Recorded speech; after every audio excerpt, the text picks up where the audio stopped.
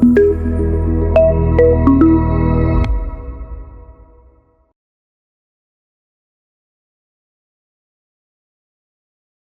you for the introduction, and great to be here to talk about two very interesting stories, how to bring products from Europe into market them in the Vietnamese market. And we will have a very, let's say, practical journey here, where we have two products, which is one is a collagen brand, then a perfume brand.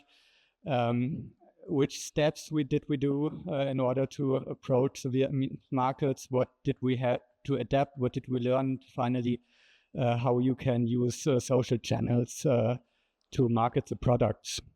We have a pretty male crowd here. I see also some females, but in general, health and beauty in Vietnam is a huge market. It's about $3 billion. And since I'm German, I want to tell you also why I'm interested in this market. My wife is actually Vietnamese, and she always asked me when I was coming over, or we were coming over, to bring some German health supplements. And then I got curious, because I have a company producing health supplements and selling them in e-commerce in Germany. So I was very curious, why is there such a demand for healthcare and beauty products in Vietnam? And then I was learning that it's a huge thing in Vietnam, and people are willing to spend way more of their income on such products compared to Germany. And then I was really amazed about the speed things are happening here. So we decided to go into the Vietnamese market. So in Germany, we have several e-commerce brands, from pregnancy to health and beauty. And we decided to bring collagen here to the Vietnamese market as a first product, and why I will elaborate on later. And now I would like to hand over to Nhi. And one interesting fact about Nhi, she lived a long time in Germany. So I shared my story, why I came to Vietnam and why I want to do more with Vietnam. And Nhi, you started also with social media quite early, 7 years ago, or maybe even some time earlier in Germany. And then you said, no, I want to come to Vietnam. Yes, exactly. So as Jan already shared with you, I was born and raised in Germany. I'm Vietnamese. And 7 years ago, I decided to move to Vietnam to, of course, like every one of us, to follow our dreams, to do our passion, and to start our own business. And for me, it was an opportunity to start my business in Vietnam. So I started in fashion first, had my own fashion brands in the last 7 years, because my suppliers are all in Vietnam. And then later on, last year, I launched my perfume brand, which is a niche perfume made in France. And then for me, we had similar challenges bringing our products from Europe to Vietnam, because this is like something we're going to later share with you, what for challenges we had to bring our products from Europe to Vietnam. But it was a very exciting journey, starting something in beauty. And that's why I met Jan also. And maybe we're going to have soon like some collaboration between a supplement company, Nova, and with me. But for me, like, being an entrepreneur at one part, and also being a content creator, the other part, was helping my business to grow very fast, because I had my community, which I built for many years, which are not only my community, but are my followers, but also my customers who believe in the products I'm creating for them. And now starting a beauty brand is a new chapter for me, and I hope every one of you gonna follow and join this adventure. Yeah, and as you mentioned, we were thinking about collaborating, and in this session we will reveal a secret why we don't do it. So this is something you will also learn in this session.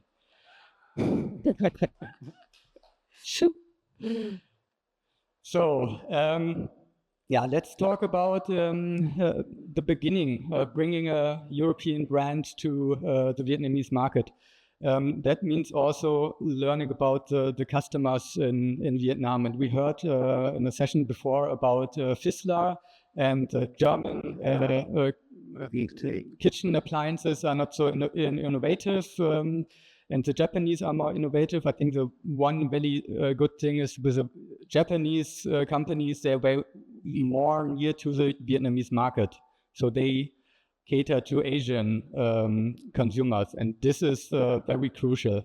And I want to give you one example with our collagen. So in Germany, there is a huge trend called collagen coffee.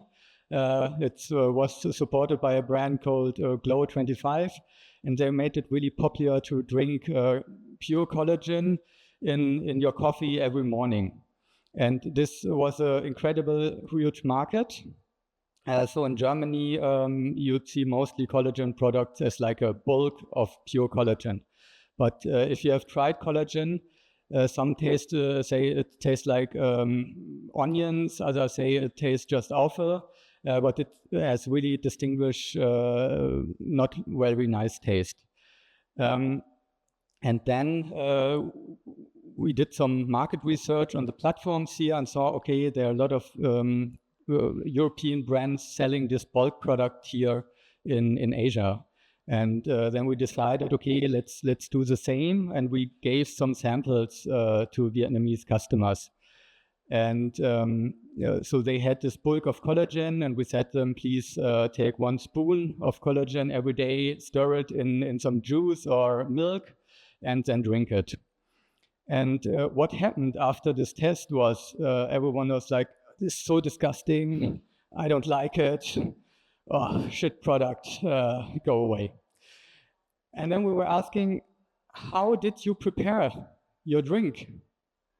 Did you drink it with coffee, with juice or milk? And everyone said, no, we drink it with water. And with water, you have an awful taste. But in Vietnam, everyone enjoys eating outside. They drink outside. So the fridge is technically empty. So there was nothing to mix it with. So we said, okay, this approach is not working. We need to have a special product for Vietnam. And I want to show you here a bit different. So on the left side, we have the German product, which is just the sack. And then on the right side, we have a single-use portion product with also elements in the design with the gold foil, which signals a very high quality, also with the made in Germany on there. And what's very important to Vietnamese customers, they want to spend money, they want to have a good product, and they want to have convenience. Yes. And so that's why we decided to have this single portions where you just have to can stir it into water. And then also important, at the moment, there is still, the German health products are very trusted. So the prints have to stay German, so it's recognized as a German brand. But I think this is a time span that will close at some point of time, because the Chinese brands in healthcare, they're very cheap. So they cater right now more like to cheaper brands. And therefore, for European brands, mostly in the premium segment, there's a market, but that market that could also go away, especially because Japanese, Korean brands, they're very well perceived here in Vietnam as well. But then also the middle class market, which is a very growing market, is a potential market. So even though, which I think because you're coming from Germany to Vietnam, and German products are known for their quality, known for their trustworthy products, which can be a really a good start for you bringing a German product to Vietnam, because Vietnamese, they love things from abroad. They love things from Germany, from Europe, from America. So starting your supplement brand from Germany and bringing to Vietnam, I think is a good start. And also when you are reaching, in my opinion, the middle class and the premium market, because like competing with the Chinese market is almost impossible because their price is so much cheaper. So why should you compete with the Chinese price and their quality when you can keep your German values and your standard, and then really keep this premium class, which is also serving for the middle class. And as I know, is the middle class is really the one of the strongest class in Vietnam, which is growing fast and giving us a lot of potential to sell like collagen, premium products, niche perfumes. Because like 10 years ago, for example, niche perfume, it was like a 30 million like market value. And now until today, it's like tripled the size. Means like perfume is growing so much. And I believe that collagen and other beauty products are also growing so much. So it's booming, and there's so much potential for the beauty market in Vietnam to grow more and more and to compete also in the premium market, not only in the mass market. No.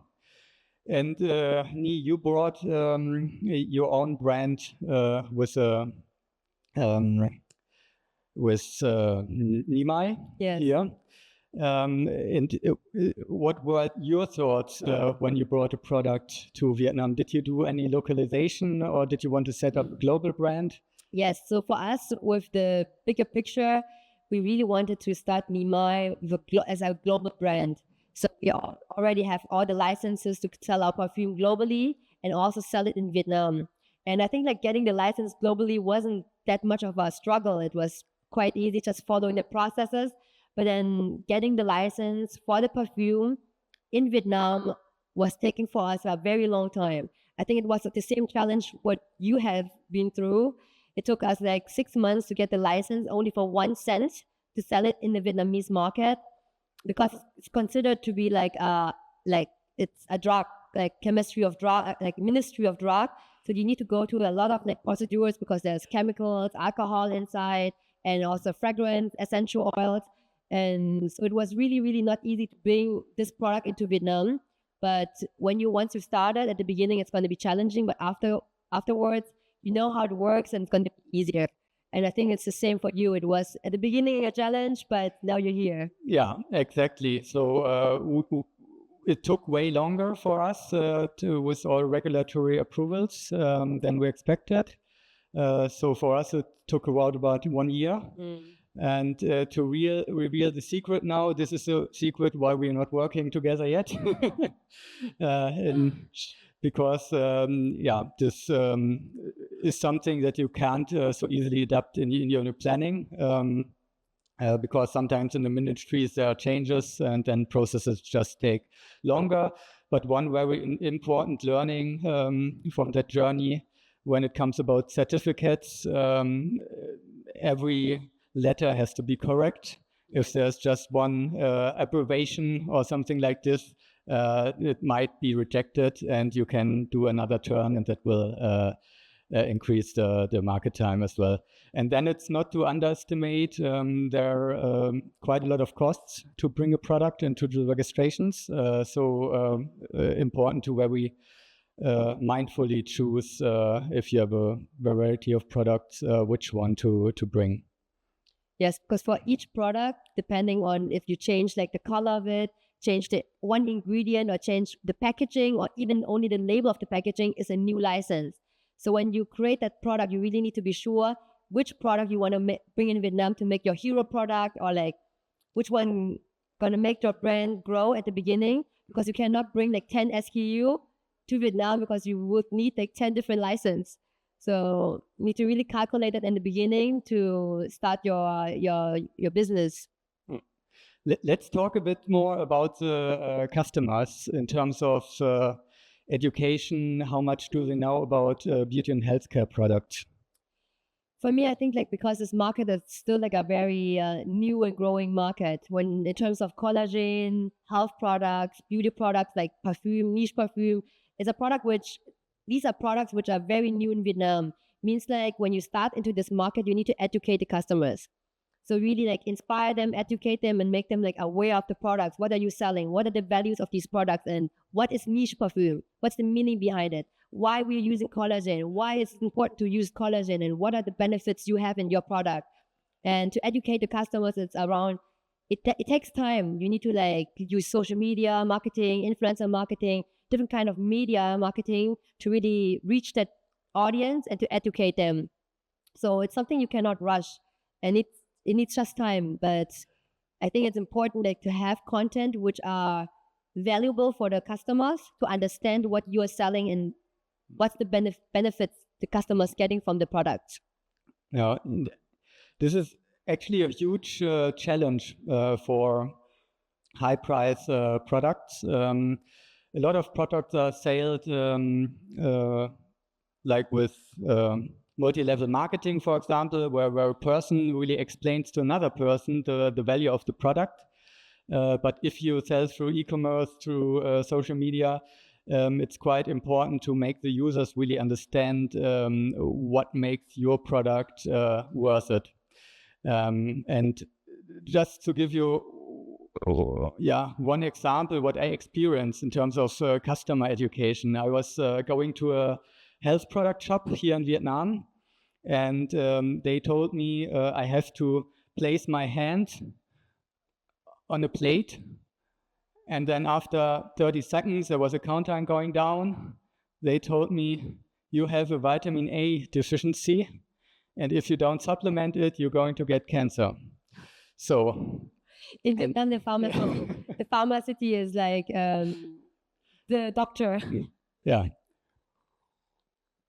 So, but there is no, there's still a way to go for consumers to understand the product, to understand that you need a blood test in order to verify your vitamin A levels and so on. So it's also about communicating why like a German product has a better quality. And also if you have, for example, the premium form of collagen that's more bioactive compared to other ones, you really have to make sure to communicate it. And in this way, I think social media is a great advantage, because you get the people easily hooked on the phone. And I think where in Europe it's quite common to read, right? It's here more consumer content in social media. To watch. I think living here in Vietnam for 7 years already, what I recognize is that in Vietnam, people don't like to read things. They really like to watch things. So to get information, it's not like they will read the FAQ and will read like the instructions. They don't like to do that. They want to watch videos to get educated, to learn something, to get inspired. So having like videos, short videos will help them to really understand your products. Especially when the videos are too long, people are not having the attention to watch it. In Vietnam, I feel like the attention span is really, really, really short. And that's why it comes to the point that we need to make social media or content which is suitable for the market.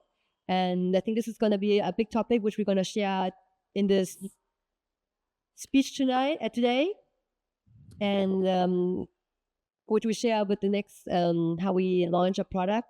Mm-hmm. Yeah. Okay. So for example, for my brand 𝗙𝗻𝗻, when we launch a product at the beginning, it has to be a really big launch. And why it's a big launch is, first of all, for brand awareness, to really catch the attention of the people. Then also like to get new customers, and also to build a community. And when we launch a product, social media was helping me a lot, because like the cost of social media is not that much. If you already built like a little bit of your community, then you don't need to run that much advertisement, don't need any fixed costs for your store or anything. Like the fixed costs are really low when you do everything online. And so when I started my beauty brand, 𝗙𝗻𝗻𝗲, my perfume brand, we started really only with online. We have a website, social media, and the social media is bringing mainly the traffic, and also my personal Instagram, and then working with like different kind of influencer marketing. Because in Vietnam, influencer marketing is a really, really big tool. You don't do business in Vietnam when you don't do influencer marketing. And maybe in Europe or in Germany, people don't do it as much as here. But in Vietnam, it's really essential. If you have a product, you need to work with the community. You have to build a community, work with different kind of levels of influencers, no matter if it's content creator or influencers. Influencers can be, for example, big people who can really like having like a lifestyle, having like an influence in the society, also called celebrities. But then these are 20% of the money you would spend on, and 80% you have to spend the money on marketing for KOC. KOC, like key opinion customers, are like people who are like less than 10K followers or less than 50K followers, who are your potential customers, but also people who love your brand. And these people you can work with as well to review about your products. And this is what in the beauty industry in Vietnam is working really well, that people are working with little KOCs to have like many content, which is like going like a wave through social media, and everyone want to see your product. And then on top of it, you work with like big KOLs and influencers who make the brand awareness and make the brand wanted. And this is something you need to build over time, because it's like a whole community. And it helped me because this is how you really make people want your product. Even when you look at big beauty brands in America, like Rose from 𝗟𝗏𝗶𝗲𝗏, which is also like a big celebrity, whenever she launched a product, the whole social media is only of her product for like a week. And this is how you catch attention of the customers. And if you have a good product, they will come back. And this is how Vietnam works. And I have like a slide when I can show you like how, like maybe like a short insight how we launch a product. Yeah. So as you can see overall, like it's like a whole event, like a party where you bring customers, KOLs, KOCs, everyone together to really engage with the product and to talk about it, to make content about it. And this helps really the brand to get that awareness. And especially at the beginning when nobody knows who you are. And social media can really be a tool to help you boost that awareness. And I think this is also something which 𝗟𝗏 can use when you guys are soon launching to Vietnam, to use more like influencer marketing, social media, and work with like KOCs. And within a budget, of course. So when we talked before, you were telling that there are a lot of influencers here, but a lot of different qualities of content around. Yes. Can you elaborate a bit on this? Okay. When it comes to Vietnamese market, I feel because everyone in Asia is using a smartphone. And in Vietnam, everyone is, for me, a content creator. Even my staff, my neighbor, my family, everyone is kind of a content creator in Asia, because everyone loves to take content, take photos, take videos, and to share it on social media.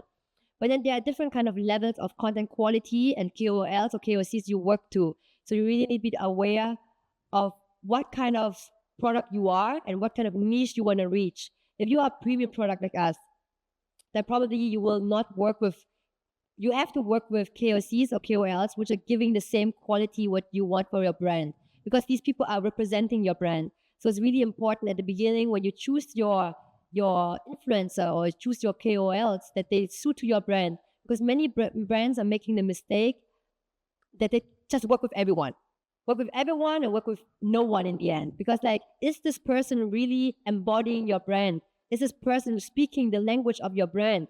Is this person really loving your brand? So this person can represent your brand. And at the end of the day, customers, when they see the advertisement, they want to see authenticity. So it means that the person you're working with has to have this lifestyle, have to love this product. If not, like, this influencer marketing makes no sense. It's just like paid advertisement, but without personality and without authenticity. So I think it's really important that to filter and be selective on the people you're working with to represent your brand. And for me in Vietnam, because I'm doing premium product, it's actually not that easy to find influencers or content creator in that class. Because when you go to mass market, there are many KOLs, many KOCs. There's so much content going in TikTok and social media every day. And let me quickly interrupt you.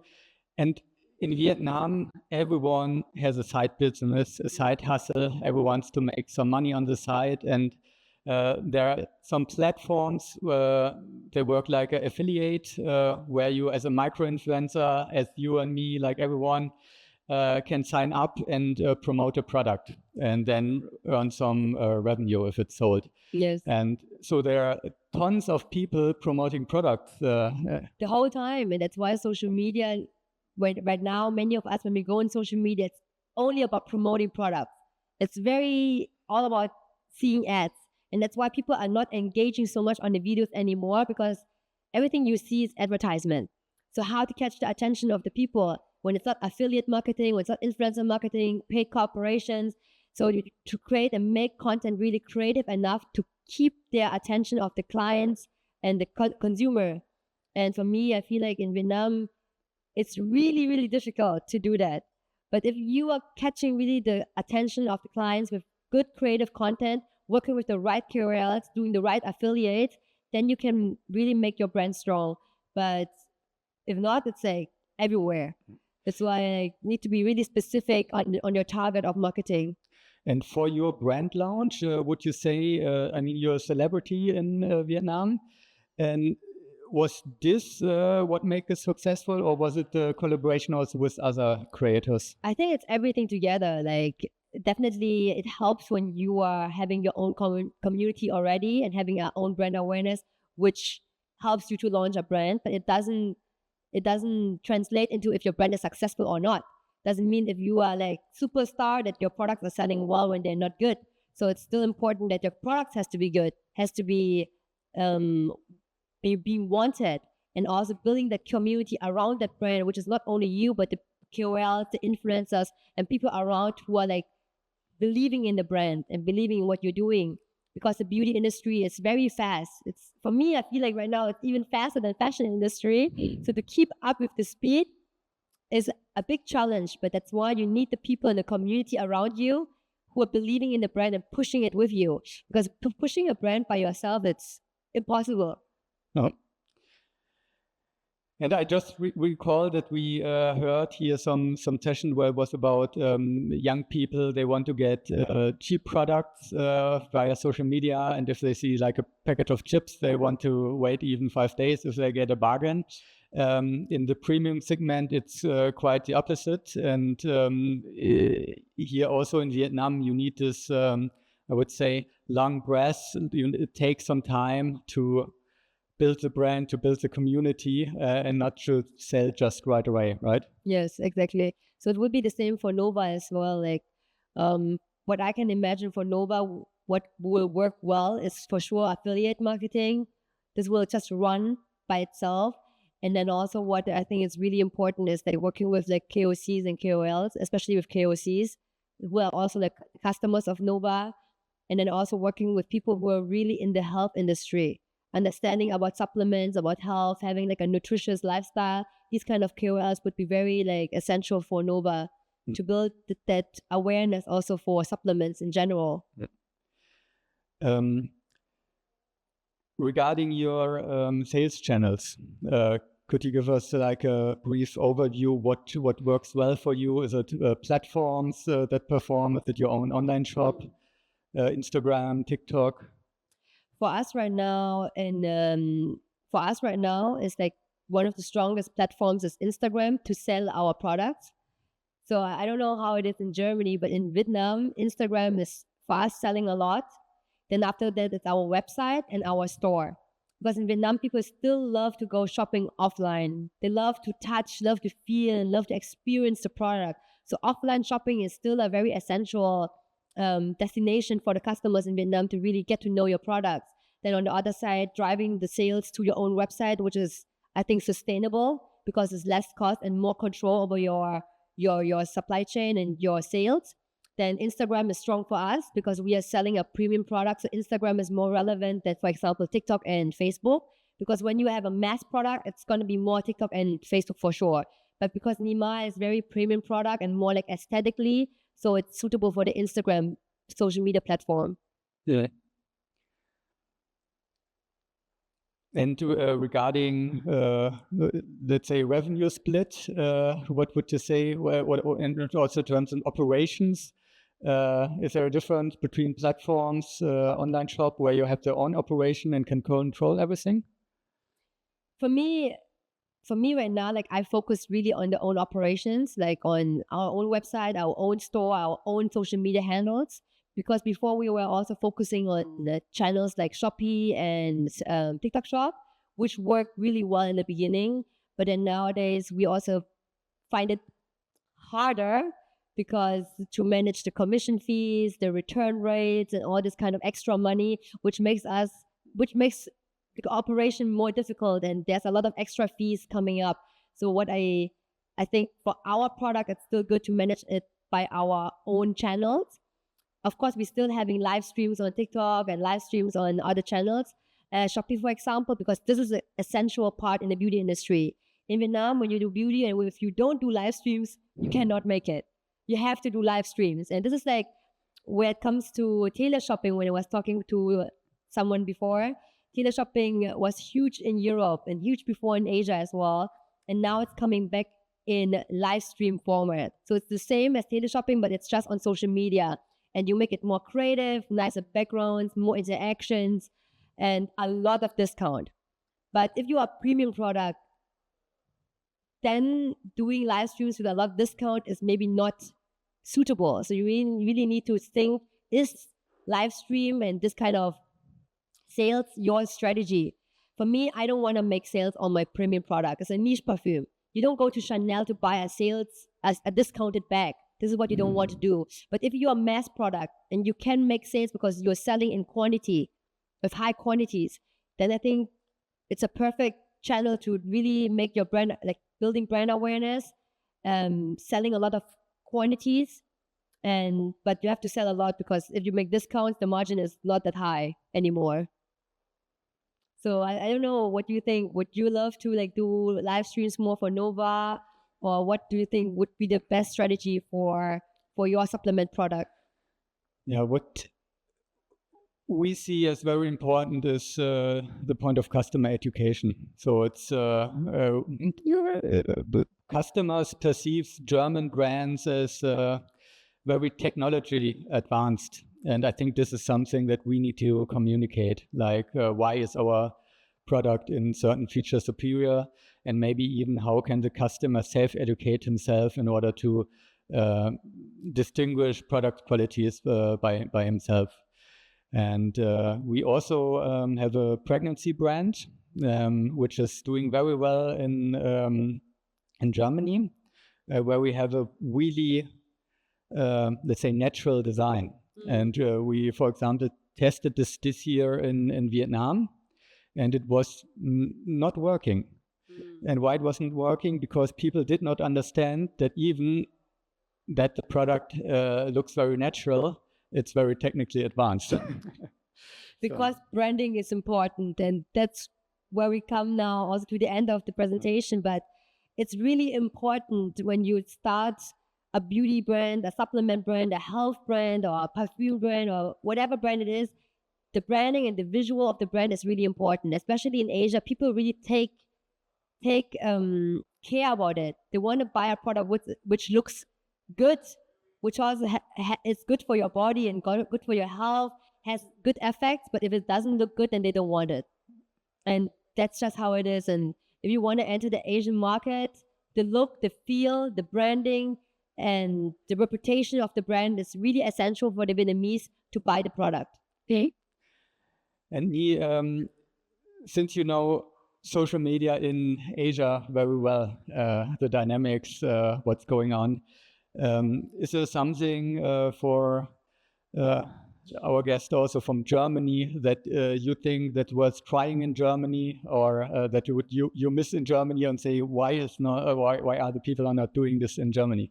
Why in Germany people don't use social media as much, or what do you mean exactly? No, if like there are some tools, some trends that are not picked up in Germany.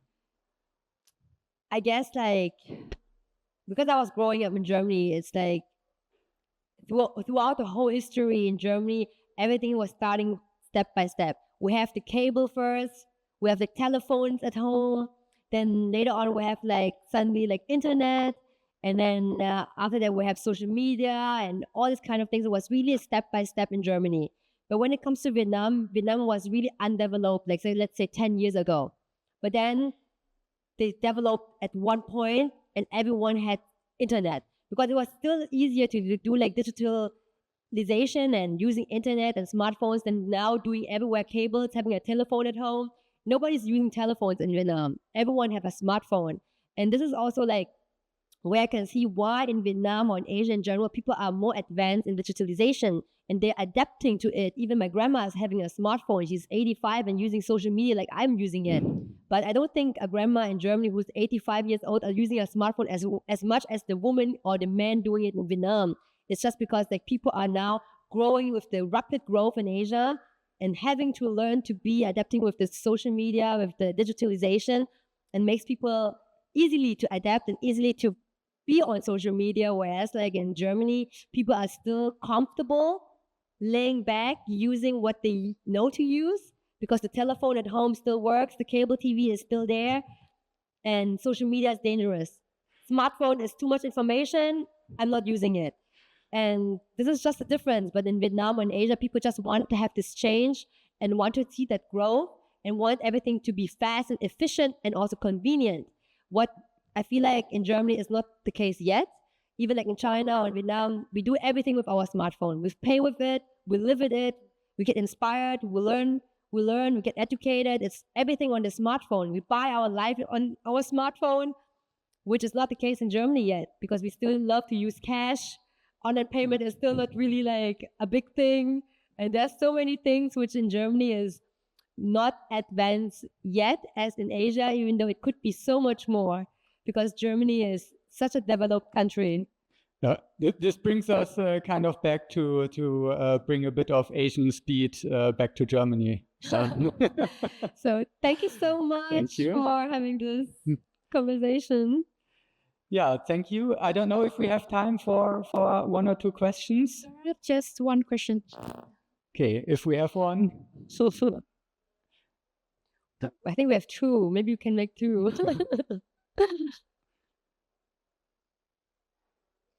Thank you so much for your insights. I was wondering because like back in Europe, everybody is expecting the massive launch of TikTok Shop, and they're already around here. So I was wondering, like, when you look at the customer journey, because you mentioned that it was working for you. Now, when all the commissions and you look at the profitability of this channel is deteriorating from your perspective. But when you look at the customer journey, it's a seamless experience, exactly. Right? So you are within the platform, you click, you shop, and you get it shipped. So how you look at it from a like bit more maybe macroeconomic point of view? From that point of view, I think it's working very well because, as I said, your smartphone, social media, you get inspired watching the videos. You love to watch these videos. You do it already every day, 24/7, and then you can buy the things immediately when you're on it. And you buy, you click, and you have it 2 days later at home. This is like a seamless experience for the customers, and they're already spending their time on social media so much, and then now they can also buy it. It's perfect. Of course, like in that angle, I think TikTok Shop has a bright future, same as Shopee and all this kind of e-commerce channel. I think what didn't work so well in Vietnam, or which makes me upset personally, is there's so many discounts. It's like people are competing each other on discounts on TikTok Shop that all the brands in the end of the day not making money. Like in terms of like customer experience, customers are happy. They love discounts. They get all the discounts they want, and discounts are just every single day. And every KOL is giving so much discounts. All the live streams are discounts. But then in the end of the day, the brands are suffering. And even though I know from like really good friends who are like selling beauty, like big international brands on Shopee, on TikTok is the biggest platform where they make the most money in the beauty industry. It's really number one. And if you do beauty, you have to be on TikTok. It's very important. But then you have to also be aware with the prices and the discounts that you still make a lot of margin, or you have to really sell a lot of MOQ that you get that profitability. If not, there's a lot of costs. You have still your staff running, the fixed costs, if you have stores and everything. And this is the only thing I think the discounts are really disturbing me. But then this is what people want. And at some point, you cannot stop it. It's already started. Commissions are now getting higher. Return rates is like now 3 weeks in Vietnam. So it's a challenge for everyone. Like people using the products, giving it still back after they're using it. It's a challenge, but I think there's a lot of potential for growth. And if you really, as a business, know how to manage your discounts, you can make it really big on TikTok. And I think for Germany, it will be a really big thing. If in Germany, they will launch TikTok Shop. This is my opinion, yeah. Okay. Second question for you, Nhi. And I know when you launch your brand 𝗟𝗲𝗻𝗲, there's a huge exposure on the internet, like I experienced myself too. And I agree with you on the KOL and KOC. And now since Vietnam, you have a lot of KOLs and KOC. So I wonder, as a premium brand, as you position 𝗟𝗲𝗻𝗲 as a premium brand and a niche perfume, what criteria do you use to choose the KOL that, we're going to be your brand ambassador, right? Yes. In a way, yeah. Criteria which I look is not necessarily only the followers, because before people are only looking at the followers. Okay, she has a lot of followers, she's important. For me, that's not true, because for me, it's more important also how this influencer or this content creator is showing themselves on social media, building their own brand. Means like, are they talking about health enough? Are they having a nutritious lifestyle to be represented for Nova? For me, for example, criteria would be, has to have beauty, like doing beauty products, use perfume, having reviews about perfume. Means like this person is interested into perfume. So the content is more authentic, because suddenly out of nowhere, if she's holding a perfume but never before talking about perfume, that means she doesn't really like perfumes. But if it's someone who already before is sharing about perfumes and really like to share about these topics, that means like this KOL, she really honestly liked this product. And then her opinion about the product will be more valuable. So this is one criteria. Then the content quality, means like the pictures, the videos, how's the lighting, how is the way she created, how creative is the content she's doing it, or is it just like holding the product? For me, it has to be more creative than that, because I'm a content creator. I know you can be more creative. And then the last part is just, of course, the pricing. If the pricing is too high and it's unaffordable and it's not fitting in my P&L, then I cannot do it. If the influencer is supportive though, and she say she has to make a good deal, she say at the beginning, I'm going to support you because you're a new brand and we hope for a long-term collaboration, then we can talk about it and negotiate. But some of the KOLs, they have such a high price, and for a startup brand like mine, I cannot afford that. And then in the end of the day, I really hope that these influencers, they're going to support me on that journey. And then later on, when, you have the capacity and the P&L, it's just like better, then you can really afford these big influencers. But at the beginning, if you feel like these are the criteria, I think it's important to choose the right one for your brand. Thank you. Yeah. Thank you very much, Jan and Nhi. Thank